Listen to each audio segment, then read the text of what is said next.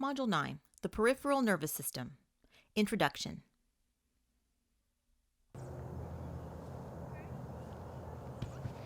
The peripheral nervous system encompasses sending signals to and from the muscles of our body, as well as sensory signals like temperature and light and chemicals, how we feel inside our bodies, orientation, all those things to help us know what's going on around us. As I'm swinging on this swing set, my peripheral nervous system is working hard to know which muscles to use and how to maintain my balance so I don't fall off the swing.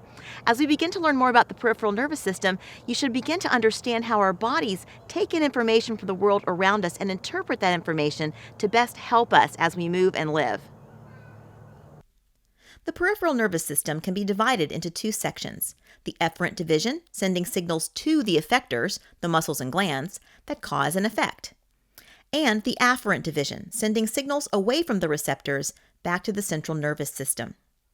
You've already learned about these two divisions, but now we're going to go over them in more depth.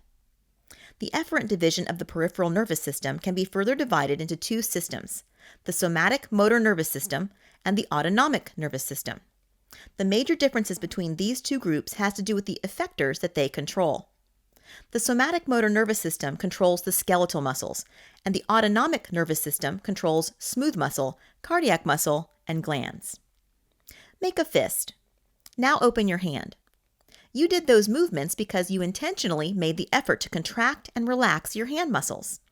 Your skeletal muscles are voluntary muscles, meaning that you can make them move when you want. The somatic motor nervous system, then, can be voluntarily controlled. The autonomic nervous system is involuntary. It is self-controlling, hence the prefix auto.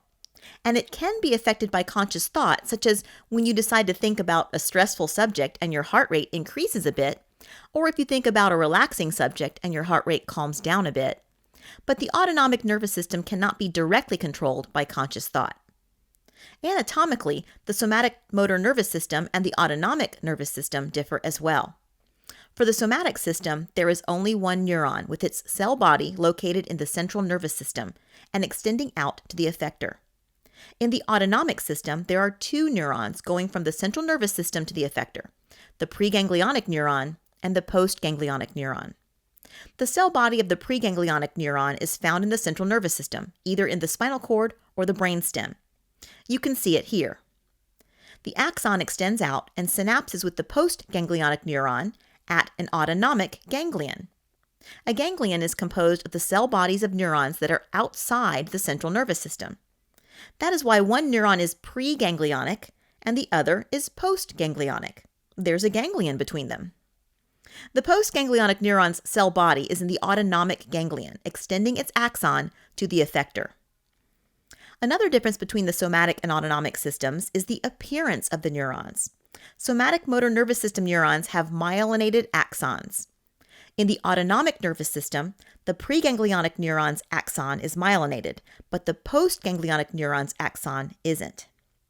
Additionally, the somatic system uses only acetylcholine as its neurotransmitter in the neuromuscular junction.